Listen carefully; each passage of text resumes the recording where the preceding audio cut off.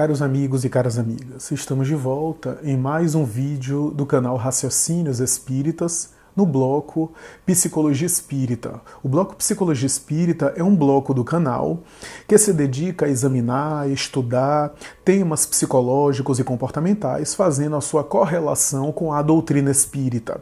E estamos, no momento, estudando a obra psicológica de Joana de Ângeles, que é o fruto da parceria desse nobre espírito com o médium baiano Divaldo Pereira Franco. Estamos na primeira obra psicológica de Joana de Ângeles, Jesus e a Atualidade. E no dia de hoje estamos aqui a examinar o capítulo Jesus e Tormentos, capítulo 15 dessa obra portentosa.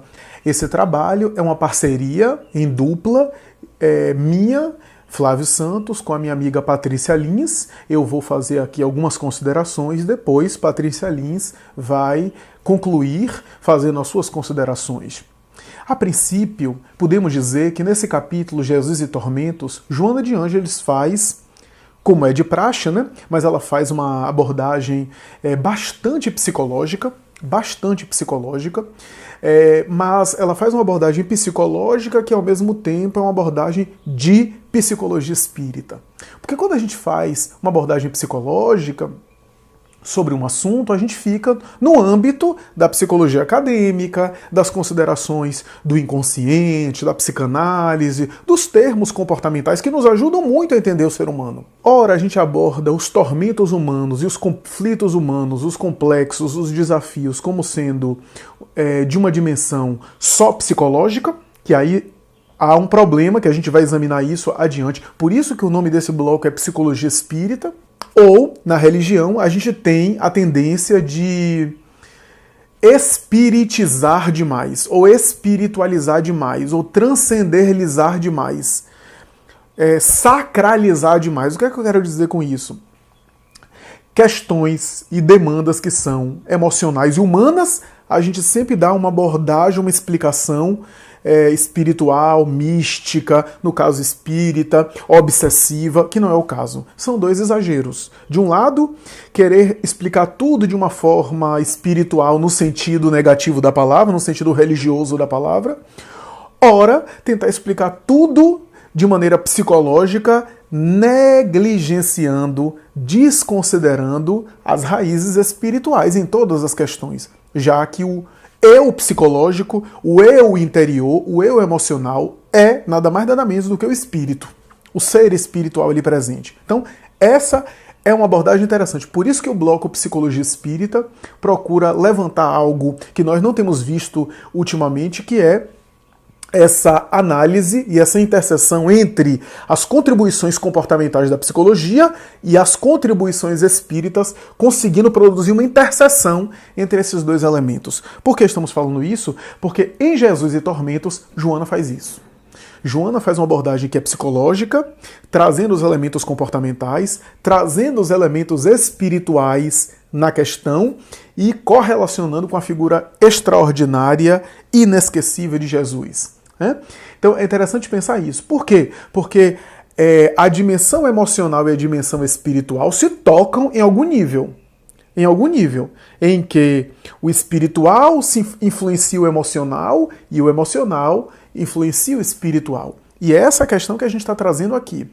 A princípio, podemos dizer o seguinte, que Joana de Ângeles começa o capítulo de uma forma curiosa, de uma forma inusitada, de uma forma que eu nunca havia pensado que ela ia começar um capítulo desse, porque ela começa falando de duas visões essenciais do mundo.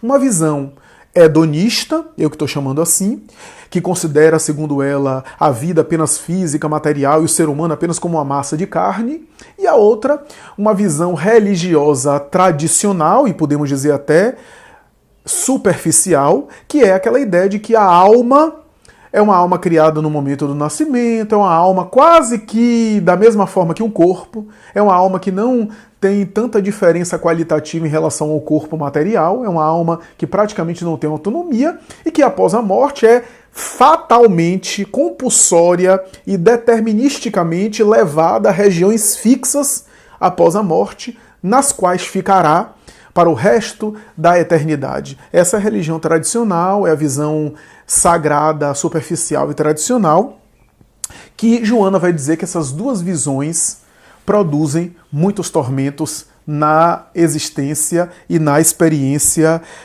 humana, a ponto de serem fatores que contribuem para o eclodir de tormentos. Por que eu estou falando de fatores e não como causa? Porque a causa dos tormentos é mais profunda. Ela que vai dizer isso no seu capítulo, que a causa dos tormentos humanos é mais profunda do que apenas esses fatores psicossociais, embora a visão que eu tenho da vida influencia muito como a minha vida será. E o capítulo Jesus e Tormentos começa fazendo análise sobre essa visão hedonista. Porque a visão de que a vida é apenas material, o corpo de carne, gera a ideia de que eu devo viver o prazer, a vida é uma sucessão de prazeres e em alguns momentos sofrimento, eu devo buscar fugir do sofrimento e apelar para o prazer. A vida é uma sucessão de gozo, uma coletânea de experiências sensoriais, porque a vida só vale a pena se viver assim, e depois o nada, depois da vida física, a morte. Joana de Ângeles vai dizer que essa é uma visão simplista, que reduz a experiência humana. Por que reduz a experiência humana? Porque desconsidera o aspecto profundo de experiências que não são do prazer sensorial. Essa é uma visão que posso dizer até uma visão freudiana, uma visão que busca o prazer e se afasta da dor. Primeiro, que empobrece a experiência humana, porque a experiência humana não pode ser uma sucessão de gozo. Tanto é que ela vai dizer que esse tipo de vida cai no tédio, na indiferença, na lassidão. Que é essa indiferença para com as coisas por conta do excesso de gozo, né? Comer, dormir, fazer sexo, se alimentar, beber. Uma vida física não pode ser apenas esse conjunto de coisas, porque nivela a criatura humana ao estágio dos animais. Nos rebaixa a experiências anteriores da evolução, negando, empobrecendo ou até anulando a experiência emocional, que não está associada a sensações físicas, mas a sentimentos. E os sentimentos estão para além das sensações físicas, né? Para além desse apetite mais imediato. Então, ela está dizendo de uma outra forma que é uma visão simplista da vida física, uma visão que gera tédio, gera cansaço, gera insatisfação, não apazigua a necessidade de paz da criatura humana, a necessidade de plenitude, de estesia, empobrece as experiências artísticas, culturais, a busca, né? Freud, de alguma forma, chegou a concluir a esse respeito, né, que a criatura humana busca apenas prazer, que é um animal que busca prazer, e as experiências culturais, aí uma visão freudiana e lacaniana, as experiências culturais e artísticas do prazer cultural, do prazer pelo conhecimento, é apenas uma sublimação da libido, que no fundo quer prazer sexual. Então essa é uma ideia, né, que está presente na psicanálise freudiana. Alguns filósofos pessimistas e materialistas também concluíram assim. Eu me refiro especialmente a Nietzsche e a Schopenhauer. E a outra visão é uma visão religiosa tradicional, que conclui que há uma fatalidade após a morte fixada, né? E Joana de Ângeles vai dizer qual é o problema disso. Fatalidade após a morte fixada. O problema disso é o seguinte: com essa fatalidade fixada após a morte, nós negamos a experiência de lutar, de crescer, de se melhorar, de se desenvolver. Ou seja, a gente acaba anulando o sentido evolutivo da criatura. E quando eu estou dizendo sentido evolutivo, eu não estou nem colocando aqui a reencarnação na discussão. Eu estou falando aqui em termos meramente humanos. Essa experiência de que a gente tem um local fixo ou um destino fixo após a vida física empobrece a própria movimentação, o sentido de movimentação, o sentido evolutivo que a criatura humana tem, ou seja, empobrece a experiência humana. É essa a ideia aqui que está sendo passado com essa visão simplista, essa visão de ausência de luta, falta de sentido evolutivo, de jornada evolutiva para a experiência. E Joana de Ângeles vai dizer que também essa visão proporciona um sentido de amargura ao ser humano, porque enquanto a visão hedonista eu vou gozar os prazeres, nessa visão religiosa tradicional eu tenho que evitar os prazeres para buscar esse local após a morte bom, né? Ou seja, a salvação de Deus, essa ideia empobrecida infantil de religiosidade, né? Como se Deus estivesse nos olhando para saber se a gente é salvo ou não, proporciona à criatura um sentido de amargura, né? De não fruir também as experiências materiais, porque a outra visão é fruir excesso exagerado, sem ética, o que gera também tédio, lassidão, como nós dissemos, cansaço. Mas aqui é negar a experiência do prazer, que é uma experiência também natural, né? Uma experiência que está embutida na vivência humana, o prazer, né? A vivência do prazer. Tem uma vida amargurada e tem uma vida castrada, a castração. É nessa visão, ou sobre essa visão, que Sigmund Freud se revoltou tanto com a psicanálise. É dentro dessa visão que Freud se revoltou tanto, porque ele percebeu que a religião adoecia as criaturas, neurotizava as criaturas nessa visão de amargura, de castração. A expressão castração é presente na psicanálise freudiana, nós iremos analisar isso mais adiante, mas é mais ou menos essa ideia, né? Joana então vai dizer que essas duas visões de vida colaboram para o desenvolver dos tormentos da criatura humana. E aí entramos no ponto alto do capítulo, quando ela vai dizer que os tormentos que a criatura humana carrega estão dentro do ser que somos, do ser espiritual que somos, de outras encarnações. Ou seja, os tormentos que eu vivo fazem parte de matrizes, ela usa essa expressão, matrizes de reencarnações passadas. Essas matrizes que estão no meu inconsciente, graças à conduta equivocada no meu passado, gera aquilo que ela chama de consciência de culpa. Esse é um dos conceitos mais importantes da obra de Joana de Ângeles. Consciência de culpa, praticamente ela vai abordar em toda a sua obra psicológica, praticamente não, em toda a obra psicológica, Joana de Ângeles vai abordar o conceito de consciência de culpa, para dizer que está ali a base dos tormentos, as matrizes. Mas Flávio, eu tenho um conflito de ansiedade, uma tensão, um problema emocional, mas eu não me sinto culpada. Mas a culpa nem sempre é consciente. Às vezes a ansiedade já é a culpa inconsciente se manifestando, como um mecanismo de depuração, de reparação do mal que foi feito, de reorganização dos equívocos que foram cometidos, agora numa aprendizagem, numa experiência pedagógica útil, através dessa aflição. Porque se eu tenho uma ansiedade desordenada, naturalmente, que é o meu psiquismo que está produzindo. Mas por que o meu psiquismo está produzindo? Por detrás disso existe a culpa. Não a culpa consciente, mas a culpa, às vezes, inconsciente. Ela diz isso nessa mensagem, que em todo tormento humano há sempre matrizes do passado. Mas nada dessa vida contribui? Não contribui. Mas, por exemplo, por que alguém passa, vou citar aqui só um exemplo, alguém passa por um abuso sexual e fica muito atormentado com aquele abuso e não se recupera a encarnação inteira. E outra pessoa passa por o mesmo abuso, por o mesmo tipo de violência e responde de uma outra forma, ressignifica aquilo, tem aquilo que a psicologia chama de resiliência. O que é resiliência? Né? E por que o outro indivíduo respondeu dessa forma? Né? Então é claro que há a estrutura psicológica de cada um, mas o que é a estrutura psicológica se não é efeito da bagagem que o espírito traz? Ou seja, as matrizes. Eu que vivi aquele abuso, por exemplo, reagi de maneira tão ruim porque eu trazia os débitos, as provas que precisava agora me depurar nessa experiência aflitiva. E o outro, que respondeu de uma forma positiva, é porque tinha outra necessidade espiritual, tinha outro envolvimento, o que não justifica o abuso perpetrado, a violência que foi desencadeada e cometida nessa existência. Não tô me referindo a isso. Né? Claro que há fatores que colaboram. Por isso que quando ela cita as duas visões de mundo no início do capítulo, ela estava dizendo que essas visões de mundo colaboram com a infelicidade das criaturas. Colaboram com o eclodir. Por quê? Porque todos nós trazemos matrizes de equívocos e de débitos do passado. O que é que vai fazer isso eclodir agora? A nossa conduta atual. Ou, como ela diz, a nossa visão de vida atual. Então, por exemplo, eu posso trazer equívocos do passado e nessa encarnação me conduzir tão bem que aquelas matrizes que ficaram no inconsciente não vêm à tona em forma de aflição. Por quê? Porque eu reparei fazendo bem. O amor que cobre a multidão de pecados, o bem que eu cometi, o bem que eu pratiquei, que anulou.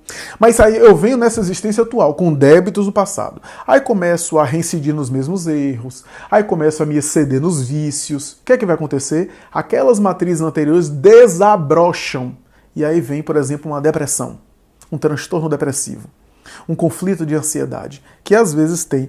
Isso, meus amigos, é psicologia espírita. Há em todos os tormentos uma mensagem de aprendizagem. Olha só, uma mensagem de aprendizagem evolutiva. Essa visão materialista nega. Né? A mensagem é, ou seja, a visão hedonista do prazer apenas empobrece a experiência humana porque desconsidera a mensagem profunda que está atrás dos sofrimentos. Por isso que ela cita a culpa, a primeira vez talvez na série psicológica que ela cita a consciência de culpa como um mecanismo depurador. Conclui a mensagem dizendo que o amor é a terapia para os tormentos. Por quê? Interessante isso, né? O amor é uma terapia, primeiro, porque a terapia vai tratando. Não quer dizer que eu começar a amar agora, tudo vai ser resolvido para mim. Por quê? Porque eu muitas vezes sofro agora o resultado de uma semeadura longa. Então não é porque agora eu me movimento de maneira diferente que tudo está resolvido, mas eu já me sinto melhor amando. Agora o amor aqui, em Joana de Ângeles, é o amor preconizado pelo Cristo. Não é amor apenas de gostar do outro. O amor aqui é um repertório, um conjunto de experiências muito sofisticado. Ela está dizendo uma coisa que eu citei num vídeo passado, né? Baseado numa mensagem de Emmanuel, que diz assim, que a paciência que eu direciono para os outros, quando é legítima, eu acabo direcionando para mim mesmo. Porque essa paciência que eu direciono para mim vai evitar que eu enlouqueça, que eu fique insatisfeito sempre com a minha vida, que eu me atormente em relação à minha existência, que eu me maltrate. Porque a paciência não é só um exercício para fora, mas também um movimento psíquico para dentro da criatura. Então, à medida que eu exercito a paciência fora, eu vou internalizando essa paciência por dentro. Se isso acontece com a paciência, que é um aspecto de uma virtude maior, que Jesus chamava de amor, o amor, portanto, é essa experiência que quanto mais eu dou, eu também me movimento para mim mesmo. Eu extraio o amor que eu ofereço para o meu próximo, para mim mesmo, gozando ou usufruindo dos frutos do amor em terapia para a minha vida. Então o amor que eu vou dando vai me fazendo bem também nos meus tormentos internos, fruto de experiências passadas, malogradas e fracassadas. Vamos ouvir agora a nossa amiga Patrícia Lins. É com grata satisfação que estamos aqui de retorno para mais uma vez falar no Raciocínios Espíritas. Neste quadro, Psicologia Espírita, estamos analisando a série psicológica de Joana de Ângeles e essa é a primeira obra, Jesus e a Atualidade.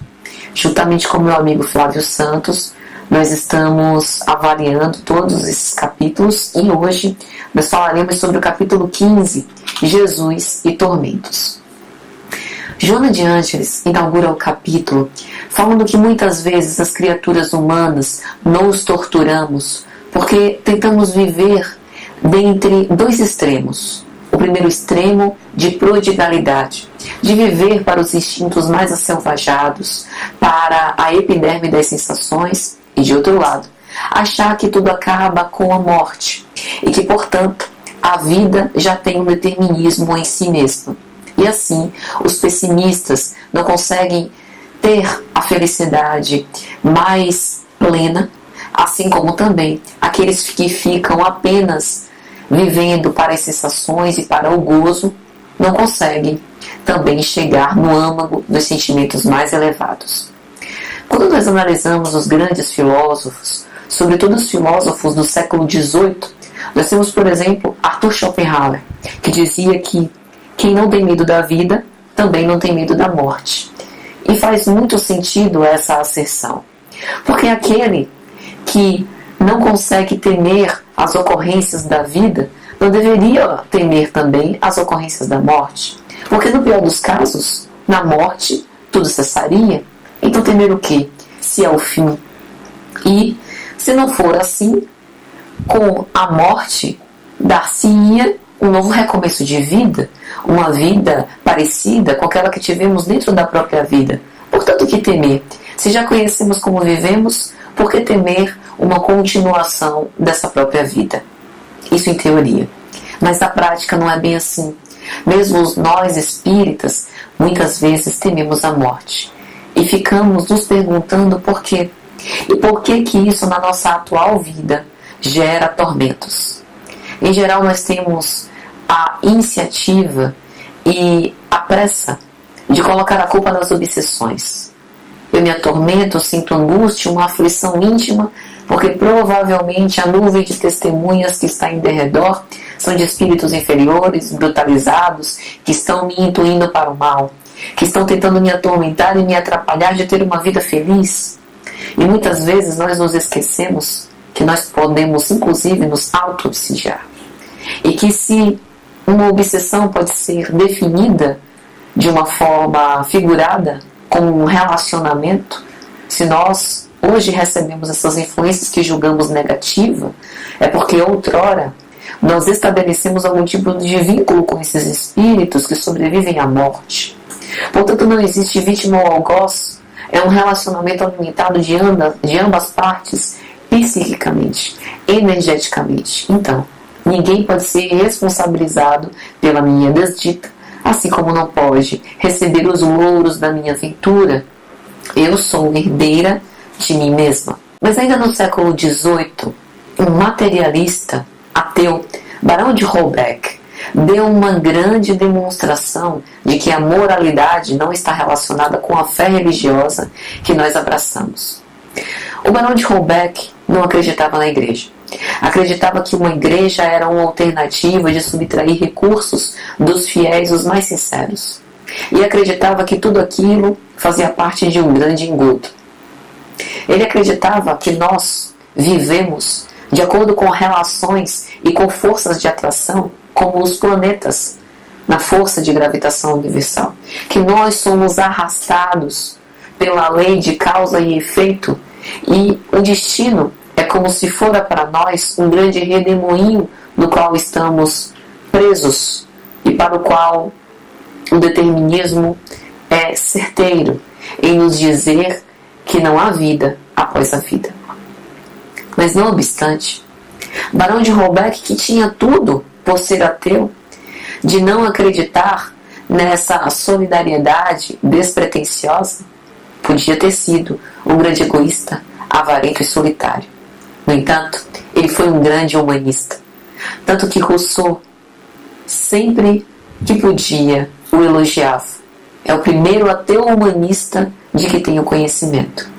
Ele brigou contra as instituições que deixavam os indivíduos aprisionados no seu poder, como a monarquia, como o poder que a igreja exercia sobre as pessoas na sua época. Então, o raciocínio que Joana de Ângeles nos conduz nessa obra, que nós temos que buscar o caminho do meio, buscando evitar os extremos, nem o gozo da lassidão, que nos permite apenas ficar na prodigalidade das sensações, nem o sentimento pessimista, que somos esquecidos e relegados por Deus e que o nosso destino é apenas o túmulo. Nós podemos ser felizes. Nós podemos ser muito felizes desde a vida presente. E foi Jesus quem diz isso. Bem-aventurados os mansos e pacíficos, pois eles herdarão a terra. E é através desse sentimento de paz íntima, de plenificação, de paz interior, que nós vamos conseguir trazer o reino dos céus para dentro de nós e fazê-lo descer já para a terra, nos satisfazendo com relações saudáveis, planificadoras e edificantes. E ela vai nos lembrar que Jesus foi o verdadeiro protótipo da felicidade. A sua vida não foi ausente de angústias e de aflições. Jesus, mais que todos nós, padeceu injustificadamente. Foi flagelado, crucificado, recebeu vitupérios, vilipêndios, mas ele resistiu e, mais que isso, doou-se em amor para todas as criaturas. Jesus não tinha tormentos. Primeiro porque ele não tinha a consciência de culpa que por vezes nós carregamos. Muitas vezes aquela melancolia, aquela aflição que assoma é de uma reminiscência muito vaga de um passado que nós deixamos para trás e que nessa vida presente precisamos esquecer para que possamos ter uma vida nova. E é isso que Joana de Ângeles vai dizer. Os tormentos da criatura humana provêm desse sentimento de culpa, de algo que fizemos numa vida anterior. Mas essas são apenas matrizes de aflições. E nós podemos e devemos empregar hábitos mentais salutares a fim de sair dessa teia. E ela vai comparar o nosso íntimo a um caldeirão fervente. Veja que o fogo tem um poder destruidor quando ele consome todas as estruturas em lã, crepitando as suas chamas, mas ele também tem um poder transformador. Ele pode gerar luz, ele pode ser o substrato necessário para gerar energia, nós só devemos controlar.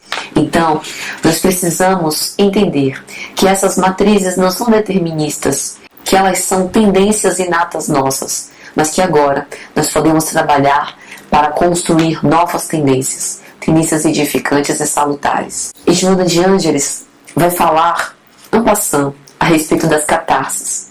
Muitas vezes nós temos dificuldade de exteriorizar as nossas angústias, fato que poderia nos gerar ao alívio. Veja, a catarse não é simplesmente colocar para fora um sentimento ruim.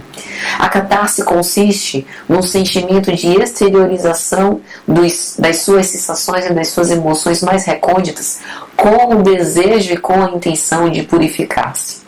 No momento em que nós resgatamos do íntimo do nosso ser todas essas emoções que nos causam tormentos, aflição e muitas vezes provocam enfermidades de nossa alma, nós nos aliviamos porque temos o compromisso de agora que esses sentimentos ruins estão fora, nós iremos cultivar bons sentimentos.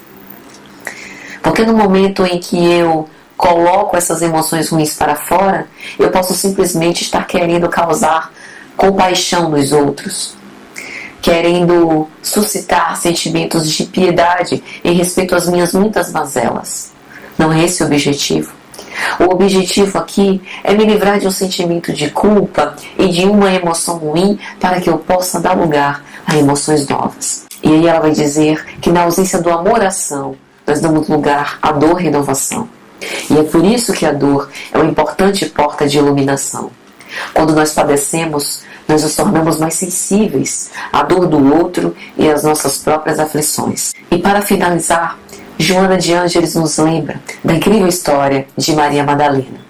Em Primícias do Reino, o espírito Amélia Rodrigues, no capítulo 17, quando ela vai falar da rede viva de Magdala, ela vai contar essa história.